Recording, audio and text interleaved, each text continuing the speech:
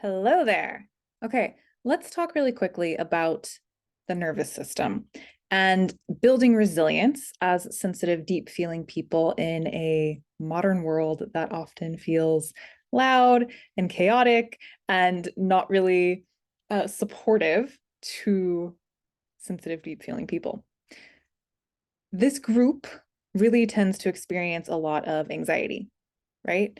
There is this kind of constant sense of being keyed up or on as we try to keep up with the demands and the expectations of our modern world in a highly sensitive system.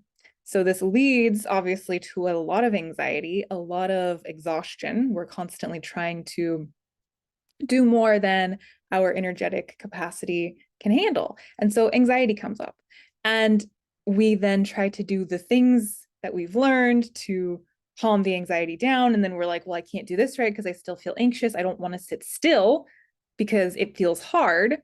And so I'm not doing it right. I don't know how to meditate. I can't do breath work. I can't do this. And so then it just kind of keeps this cycle going and feeds that part of us that believes that we're just not enough and can't do things right, right? Like I can't keep up with modern life, modern world as a highly sensitive, deep feeling person because it's too fast, too loud, and just like asks too much of my capacity. And then I can't do the calm down, get rid of my anxiety things, right? Because I can't sit still. And so it's like, what the F am I going to do? Right.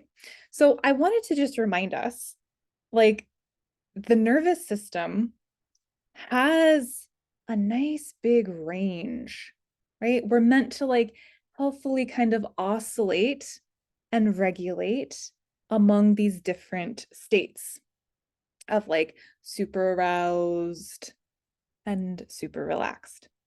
It's not like a switch that we can just like, oh my gosh, I'm so anxious. I've been running around all day, peopling and doing all of the things. And now I need to just like be still because that's what I learned to do. That's what I read I was supposed to do, right? Like get still.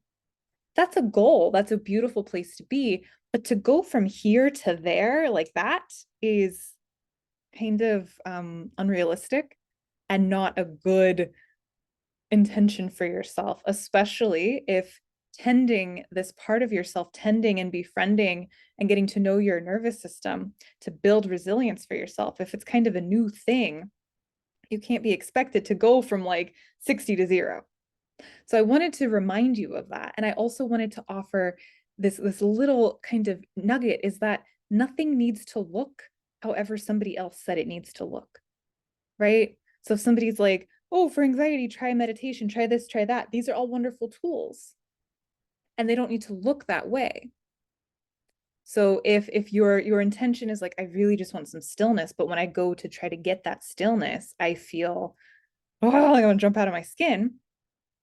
Can you imagine this oscillation, this movement, right? Like this deceleration.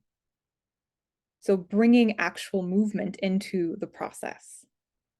So as you are going from, you get home at the end of the day and you're still kind of keyed up, but you want to go to stillness, how can you like literally bring movement into your body, imagining this you can picture like a little knob that you're turning down or some type of imagery if that's helpful to bring it down into this still place. So let me know how that goes for you. And just, yeah, switching that thinking that it's all or nothing or it has to look this way because I read it on the internet, just letting go of that. All right. Thank you for listening. Share with me how it goes, and I will see you in another video.